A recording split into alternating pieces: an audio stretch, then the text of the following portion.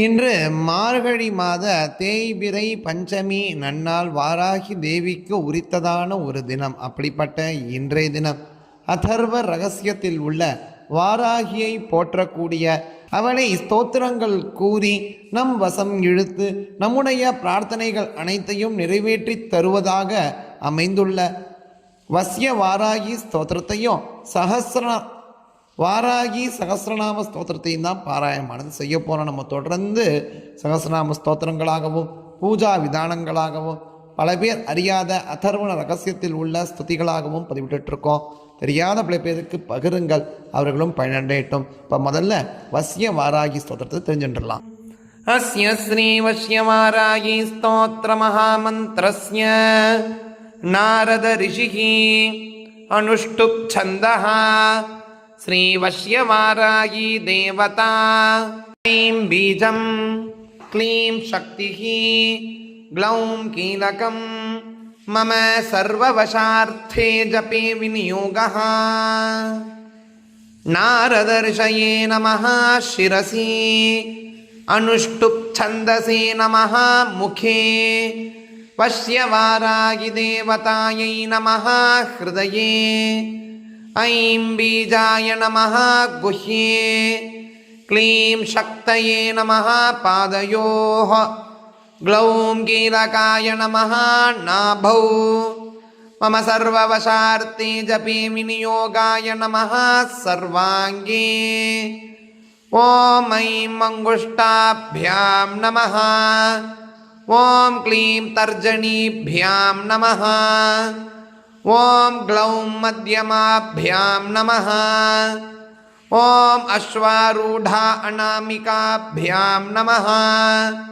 ஓம் சர்வவஸ்யமாராஹ்யை கனிஷ்டிகாभ्याம் நமः ஓம் மம சர்வவசங்கரி குருகுருடஹடஹ கரதளகரபிருஷ்டாभ्याம் நமः ஓம் ஐம் ஹ்ருதயாய நமः ஓம் க்ளீம் சிரசே ஸ்வாஹா ஓம் க்ளௌம் சிகாயை வசட் ஓம் அஸ்வாரூடா கவசாயுகும் ஓம் சர்வவஸ்யமாராஹ்யை நேத்ரத்ரயாய வௌஷட் ஓம் மம சர்வவசங்கரி குருகுருடஹடஹ அஸ்த்ராய ஃபட்.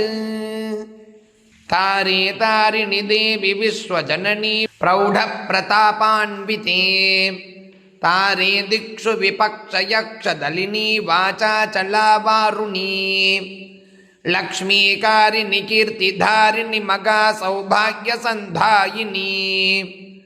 ரூபம் தேகி யசஸ்ச தேகி சததம் வஷ்யம் ஜகத்யாவ்ருதம் லம் பிருத்திவ்யாத்மிகாயை கந்தம் பரிகல்பயாமி ஹம் ஆகாசாத்மிகாயை புஷ்பம் பரிகல்பயாமி யம் வாய்வாத்மிகாயை தூபம் பரிகல்பயாமி ரம் அக்ஞாத்மிகாயை தீபம் பரிகல்பயாமி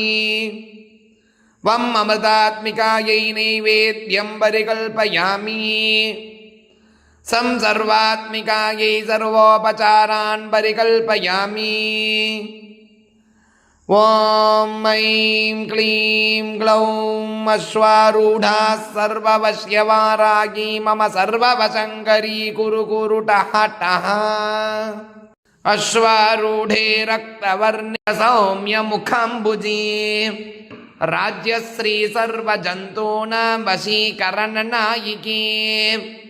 வசீகரண கார்யார்த்தம் புரா தேவேன நிர்மிதா தஸ்மாத் வஸ்ய வாராகி சர்வான்மே வசமானய யதா ராஜா மகாஜ்ஞானம் வஸ்திரம் தான்யம் மகாவசு மஹ்யம் ததாதி வாராகி யதா த்வம் வசமானய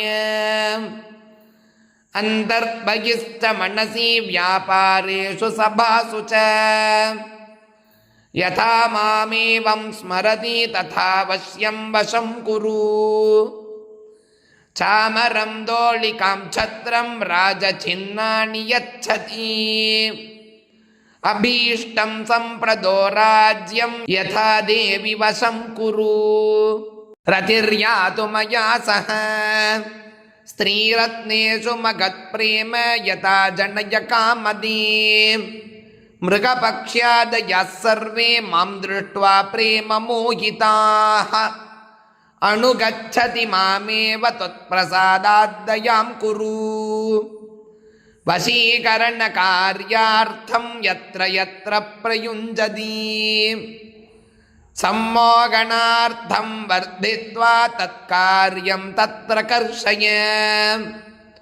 वशमस्तीति चैवात्र वश्यकार्येषु दृश्यते तथा मां कुरु वारागी वश्यकार्यप्रदर्शय वशीकरणबाणास्त्रं भक्त्यापद्धिनिवारणो तस्मात् वश्य वारागी जगत्सर्वं वशं कुरु वश्यस्तोत्रमिदं देव्या त्रिसन्ध्यं यः पठेन्नरः अभीष्टं प्राप्नुयात् भक्तो रमां राज्यं यथापि वः। अथ 14 उत्तरशताक्षरी मन्त्रः। ॐ ऐं ग्लौं ऐं नमो भगवति वार्ताणि वारागि वारागमुखी ऐं ग्लौं ऐं अन्धे अन्धिनि नमो रुन्धे रुन्धिनि नमो जम्भे जम्भिनि नमो मोहे मोहिनि नमः स्तम्भे स्तम्भिनि नमः ऐं ग्लौं ऐं सर्वदुष्टप्रदुष्टानां सर्वेषां सर्ववाक्पदचित्तचक्षुर्मुखगतिजिह्वा शीघ्रं वशं कुरु कुरु ऐं ग्लौं ऐं टः टः टः टः हुं फट् नमः इति अथर्वरहस्ये वश्यवारागी स्तवस्तोत्रं सम्पूर्णम्। श्रीवारागी सहस्रनामस्तोत्रं देव्युवाच श्रीकण्ठकरुणासिन्धो दीनबन्धो जगत्पते भूतिभूषितसर्वाङ्ग परात्परतरप्रभो कृताञ्जलिपुटा भूत्वा पृच्छाम्येकं दयानिधे आद्याया चित्स्वरूपाया निर्विकारा निरञ्जना बोधातीता ज्ञानगम्या कूटस्थानन्दविग्रहा अग्राह्यातीन्द्रिया शुद्धा निरीहा स्वावभासिका गुणातीता निष्प्रपञ्चा ह्यवाङ्मनसगोचरा प्रकृतिर्जगदुत्पत्तिस्थितिसंहारकारिणी रक्षार्थं जगतो देवकार्यार्थं वासुरद्विषां नाशाय धत्ते सा देगं तत्तत्कार्यैकसाधनो तत्र भूधरणार्थाय यज्ञविस्तारहेतवे विद्युत्केशहिरण्याक्ष भाडाकादिवधाय च आविर्बभूव या शक्तिः घोरा भूदाररूपिणी वाराही विकटाकारा दानवासुरनाशिनी सद्यः सिद्धिकरी देवी घोराद्घोरतरा शिवा तस्याः सहस्रनामाख्यं स्तोत्रं मे समुदीरय कृपालेशोऽस्ति मयि चेत् भाग्यं मे यदि वा भवेत् अनुग्राह्या यद्यगं स्यां तदा वद दयानिधे। ईश्वर उवाच साधु साधु वरारोगे धन्या बहुमतासि मे शुश्रूषया समुत्पन्ना भक्तिश्रद्धान्विता तव सहस्रनाम वाराह्या सर्वसिद्धिविधायि च तव चेन्न प्रवक्ष्यामि प्रिये कस्य वदाम्यगो किन्तु गोप्यं प्रयत्नेन संरक्ष्यं प्राणतोऽपि च विशेषतः कलियुगे न देयं यस्य कस्यचित् सर्वेऽन्यथा सिद्धिभाजो भविष्यन्ति वराननी। ಓಂ ಅಸ್ಯ ಶ್ರೀವಾರಾಗಿ ಸಹಸ್ರನಾಮಸ್ತೋತ್ರಸ್ಯ ಮಹಾದೇವ ಋಷಿಗಿ ಅನುಷ್ಠುಪ್ ಛಂದಃ ವಾರಾಗಿ ದೇವತಾ ಐಂ ಬೀಜಂ ಕ್ರೋಂ ಶಕ್ತಿಗಿ ಹುಂ ಕೀಲಕಂ ಮಮ ಸರ್ವಾರ್ಥಸಿದ್ಧ್ಯರ್ಥಿ ಜಪಿ ವಿನಿಯೋಗಃ ವಾರಾಗಿ ವಾಮಣಿ ವಾಮ ಭಗಳ ವಾಸವಿ ವಸುಗು ವೈದೇಹಿ ವೀರಸೂರ್ಭಾಳ ವರದಾ ವಿಷ್ಣುವಲ್ಲಭ ವಂದಿತಾ ವಸುಧಾವಸ್ಯ ವ್ಯಾತ್ತಾಸ್ಯ ವಂಜಿನಿ ಬಲ ವಸುಂಧರಾ ವೀತಿಹೋತ್ರ ವೀತರಾಗಾ ವಿಗಾಯಸಿ ಸರ್ವಾ ಕಣಿಪ್ರಿಯಾ ಕಾಮ್ಯ ಕಮಲಾ ಕಾಂಚನೀ ರಮಾ ಧೂಮ್ರಾ ಕಪಾಲಿನಿ ವಾಮಾ ಕುರುಕುಳ್ಳಾ ಕಲಾವತಿ ಯಾಂ ಯಾಜ್ಞೇಯೀ ಧರಾ ಧನ್ಯಾ ಧರ್ಮಿಣಿ ಧ್ಯಾನಿನಿ ಧ್ರುವಾ ಧೃತಿರ್ಲಕ್ಷ್ಮೀರ್ಜಯಾ ತುಷ್ಟಿಗಿ ಶಕ್ತಿರ್ಮೇಧಾ ತಪಸ್ವಿನಿ ವೇದಾ ಜಯಾ ಕೃತಿ ಕಾಂತಿಗಿ ಸ್ವಾಗಾ ಶಾಂತಿರ್ಧಮಾರತಿಗಿ ಲಜ್ಜಾ ಮತಿಸ್ಮೃತಿರ್ನಿದ್ರಾ ತಂತ್ರಾ ಗೌರಿ ಶಿವಾ ಸ್ವಧಾ ಚಂಡೀ ದುರ್ಗಾ ಭಯ ಭೀಮಾ ಭಾಷಾ ಭಾಮಾ ಭಯಾನಕ ಭೂದಾರಾಮಯಗಾ ಬೀರುಗೋ ಭೈರವಿ ಭಂಗರಾ ಭಟೀ ದುರ್ಧುರಾ ಗುರ್ಗುರಾ ಘೋಷಣ ಘೋರಾ ಘೋಷಿನಿ ಘೋಣ ಸಂಯುತ ಘಣ ಘಣ ಘರ್ಗರಾ ಚ ಘೋಣಯುಕ್ತಾ ಘನಾಶಿನಿ ಪೂರ್ವಾಗ್ನೇಯೀ ಯಾತು ಯಾಮ್ಯಾ ವಾಯವ್ಯುತ್ತರವಾರುಣೀ ಐಶಾನ್ಯೂರ್ಧ್ವಾದಶ ಸ್ಥಿತಾ ಚ ಪೃಷ್ಠದಕ್ಷಾಗ್ರವಾಮಗ ಹೃಣ್ಣಾಭಿ ಬ್ರಹ್ಮರಂಧ್ರಾರ್ಕ ಸ್ವರ್ಗಪಾತಾಳ ಭೂಮಿಘಾ ಐಂ ಶ್ರೀ ಹ್ರೀಂ ಕ್ಲೀಂ ತೀರ್ಥಗದಿಗಿ ಪ್ರೀತಿರ್ಧಿಗೀರ್ಕಲಾವ್ಯಯ ಋಕ್ಯಜಸ್ಸಾಮರೂಪಾ ಚ ಪರಾಪೌತ್ರಿಣ್ಯುದುಂಬರಾ ಗದಾಸಿ ಶಕ್ತಿ ಚಾಪೇಶು ಶೂಲಚಕ್ರಷ್ಟಿಧಾರಿಣೀ ಝರತಿ ಯುವತಿ ಬಾಳ ಚತುರಂಗ ಬಳ್ಳೋತ್ಕಟ ಸತ್ಯಾಕ್ಷರಾಣಿ ನಿರ್ನೇತ್ರಿ ಧಾತ್ರಿ ಪೋತ್ರಿ ಪರಾಪಟುಗು ಕ್ಷೇತ್ರಜ್ಞಾ ಗಂಭಿನಿ ಜ್ಯೇಷ್ಠ ದುರಾದರ್ಶ ಧುರಂಧರ ಮಾಲಿನಿ ಮಾಣಿನಿ ಮಾತಾ ಮಾನನೀಯಾ ಮನಸ್ವಿನಿ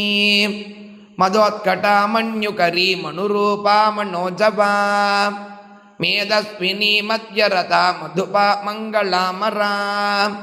ಮಾಯಾ ಮಾತಾಮಯ ಹರಿ ಮೃಢಾಣಿ ಮಗಿಲಾ ಮದಿಗಿ ಮೃಢಾಣಿ ಮಗಿಲಾ ಮೃತಿಗಿ ಮಗಾದೇವಿ ಮೋಹ ಹರಿ ಮೃತ್ಯುಂಜಯಾಮಲಾ ಮಾಂಸಳಾ ಮಾನವ ಮೂಲ ಮಗಾರಾತ್ರಿರ್ಮಧಾಳಸ ಮೃಗಾಂಗಾ ಮೇನಕಾ ಮಾನ್ಯಾ ಮಹಿಷಗ್ನಿ ಮದಂತಿಕಾ ಮೂರ್ಛಾ ಮೋಗ ಮೃಷಾ ಮೋಗ ಮದ ಮೃತ್ಯುಮಲ್ಲಾಪಗ ಸಿಂಹಕ್ಷಮಗಿಸೌ ವ್ಯಾಘ್ರ ಮೃಡಕ್ರೋಢಾನನಾಧುನಿ ಧರಿಣಿ ಧಾರಿಣಿ ಧೇನುಗೋ ಧರಿತ್ರಿ ಧಾವಣಿ ಧವಾ ಧರ್ಮಧ್ವನಾಧ್ಯಾನ ಪರ ಧನಧಾನ್ಯಧರಾ ಪ್ರದಾ ಪಾಪದೋಷ ರಿಪುವ್ಯಾಧಿ ನಾಶಿನಿ ಸಿದ್ಧಿದಾಯಿನಿ ಕಳಾಕಾಟ್ಟಾಕ್ಷಮಾಪಕ್ಷ ಹಸೃಷ್ಟಿಶ್ವಾಸರೂಪಿಣಿ ಸಮೃದ್ಧಾ ಸುಭುಜಾ ರೌದ್ರಿ ರಾಧಾರಾಗಾರ ಮಾರಣಿಗಿ ರಾಮಾರತಿ ಪ್ರಿಯಾ ರುಟ್ಟ ರಕ್ಷಿಣಿ ರವಿ ಮಧ್ಯಗಾ ರಜಣೀ ರಮಣೀ ರೇವಾ ರಂಕಿನಿ ರಂಜಿನಿ ರಮಾ ರೋಷಾ ರೋಷವತಿ ರೂಕ್ಷಾ ಕರಿರಾಜ್ಯ ಪ್ರದಾರತ ರೂಕ್ಷಾ ರೂಪವತಿ ರಾಸ್ಯ ರುದ್ರಾಣಿ ರಣಪಂಡಿತಾ ಗಂಗಾ ಚ ಯಮುನಾ ಚೈವ ಸರಸ್ವತಿ ಸ್ವಸೂರ್ಮಧುಗು ಗಂಡಕಿ ತುಂಗಭದ್ರಾ ಚ ಕಾವೇರಿ ಕೌಶಿಕಿ ಪಟುಗು ಖಟ್ವಾ ರಘವತಿ ಚಾರಾ ಸಹಸ್ರಾಕ್ಷಾ ಪ್ರದರ್ದನಾ ಸರ್ವಜ್ಞಾ ಶಾಂಕರಿ ಶಾಸ್ತ್ರಿ ಜಟಾಧಾರಿಣ್ಯಯೋರದಾ ಯಾವಣಿ ಸೌರಭಿ ಕುಬ್ಜಾ ವಕ್ರತುಂಡಾವಧೋದ್ಯದಾ ಚಂದ್ರಾಪೀಡಾ ವೇದ ವಿದ್ಯಾ ಶಂಖಿನಿ ನೀಲಲೋಗಿತಾ ಧ್ಯಾನಾದೀತಾ ಪರಿಚ್ಛೇದ್ಯಾ ಮೃತ್ಯುರೂಪಾ ತ್ರಿವರ್ಗದಾ ಅರೂಪಾ ಬಗುರೂಪಾ ಚ ನಾನಾರೂಪಾಣ ತಾನನಾ वृषा कपिर्वृषारूढा वृषेशि वृषभागणा वृषप्रिया वृषाभर्ता वृषपर्वा वृषाकृतिगी कोदण्डनी नागचूडा चक्षुष्या परमार्तिका दुर्वासा दुर्गः देवी दुरावासा दुरारिगा दुर्गा राधा दुःखहन्त्री दुराराध्या दवीयसी दुरावासा दुष्प्रगस्ता दुष्प्रकम्पा दुरूयिनी सुवेणी रमणी श्यामा मृगव्याधार्दर्पिणी मृगव्याधार्गतापिनी उग्राताक्षी पाशुपति कौनपी कुणपाशना कपर्दिनी कामकामा कमनीया कलोज्ज्वला कासावकृत्कारकाणी कम्बुकण्ठी कृतागगा कर्कशाकारणा कान्ता कल्पाकल्पा कटङ्करा श्मशाननिलया भिन्ना गजारूढा गजापका तत्प्रिया तत्परा राया स्वभानुर्कालवञ्चिनी शाखा विशाखा गोशाखा सुशाखा शेषशाखिनी व्यङ्गा शुभङ्गा वामाङ्गा नीलाङ्गाणङ्गरूपिणी साङ्गोपाङ्गा च सारङ्गा शुभाङ्गा रङ्गरूपिणी भद्रा सुभद्रा भद्राक्षी सिंहिका विनतादितिगी हृद्या वद्या सुभद्या च गद्यपद्यप्रिया प्रसुगूः चर्चिका भोगवत्यम्बा सारसी शबरी नटी योगिनी पुष्कलानन्ता परासाङ्ख्या सची सती निम्नगा निम्ननाभिश्च सगिष्णुर्जागृती लिपिगी दमयन्ती दमी दण्डोद्दण्डिनी धारधायिका दीपिनी दाविनी धात्री दक्षकन्या रम्यादरत् दायिनी द्रविणी दर्वी दण्डिनी दण्डनायिका दानप्रिया दोषहन्त्री दुःखदारिद्र्यनाशिनी दोषदा दोषकृद्धोक्त्री दोहती देविका घना दर्वीकरी दुर्वलिता दुर्युगाद्वयवादिनी चराचरानन्तवृष्टिर्उन्मत्ता कमलालसा तारिणी तारकान्तारा परमात्माब्जलोचना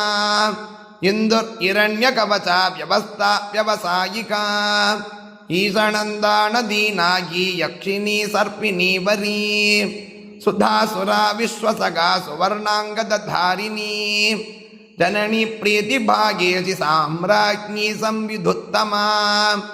अमेया रिट्टदमनी पिङ्गला लिङ्गधारिणी चामुण्डा प्लाविनी हाला बृहज्योतिरुरुक्रमा सुप्रतीका च सुग्रीवा अव्यवागा प्रलापिनी नभस्या माधवी ज्येष्ठा शिशिरा ज्वालिनी रुचिगी शुक्ला शुक्रा शुचा शोका शुकी भेकी पिकी बकी पृषदश्वानभोर्योनिगी सुप्रतीका विभावरी गर्विता गुर्विनी गण्या गुरुर्गुरुदरी गया गंधर्वी गणिका गुंद्रा गारुडी गोपिकाग्रगा गणेशी गामिनी गंता गोपतिर्गंधिनी गवी कर्जिता गाननी घोणा गोरक्षा गोविदां गतिगी राधिकी कृतिकृद्भोट्टी गर्भरूपा गुणैशिनी पारस्करी पांचनदा भगुरूपा विरूपिका ऊहाव्यूगा दुरूहा च सम्मोगा मोह आरिणी यज्ञविक्रयिनी यज्ञा यायजुग्निष्टोमात्यग्निष्टोमा वाजपेयश्च षोडशी पुण्डरीकाश्वमेधश्च राजसूयश्च नाभसगा सुट्टकृत्पगुसौवर्णे गोसवश्च मगाव्रतः विश्वजित् ब्रह्मयज्ञश्च प्राजापत्यः शिलायवः अश्वक्रान्ता रथक्रान्ता विष्णुक्रान्ता विभावसुगु सूर्यक्रान्ता गजक्रान्ता फलिभिन्नागयज्ञकः सावित्री चार्धसावित्री सर्वतो भद्रवारुणा आदित्यामय गोदोग गवामय मृगामया सर्पमय कालपिञ्चः कौण्डिन्योपनघागळः अग्निविद्वादशा अश्वोपांशु सोमविधो अणः अश्वप्रतिग्रगो बर्गी रथोऽभ्युदय सर्वस्वदक्षिणो दीक्षा सोमाख्या समिदाक्वयः कटायणश्च गोदोगः स्वाहाकारस्तनूतपात् दण्डा पुरुषमेधश्च श्येनो वज्रयि सत्यमः अंगिरा गंगबेरुंडा चांद्रायन परायण ज्योतिष्ठो मगुदो दर्शो नद्याख्य पौर्णमासिकः गज प्रदिग्रगो रात्रिगी सौरभ शांकलायनग सौभाग्यकृत्सकारी सौभैदलायन रामटौ शोचिष्कारी नाचिकेतः शांतिकृत् पुष्टिकृत्तता वैनतेयोच्चाटनौ च वशीकरणमारणी त्रैलोक्यमोगणो वीरः कन्दर्पबलशातनः शङ्खचूडो गजच्छायो रौद्राख्यो विष्णुविक्रमः भैरवः कवहाख्यश्चात्मृतोट्टकपालकः स्रौषट्वौषट्वषट्कारः पाकसंस्था परिश्रुति चयनो नरमेघश्च कारीरीरत्नधानिका सौद्रामणी च बारुन्दा बार्कस्पत्यो बलङ्गतः प्रचेताः सर्वसत्रश्च गजमेधः करम्बकः अविस्संस्था सोमसंस्था पाकसंस्था गरुत्मती सत्यसूर्यस्तमससृक् स्रुवोळूखलमेक्षणी चपलो मंदिनी मेढीयूप प्राक्वंशुकुञ्जिका इति वाराही सहस्रनाम स्तोत्रं सम्पूर्णम्।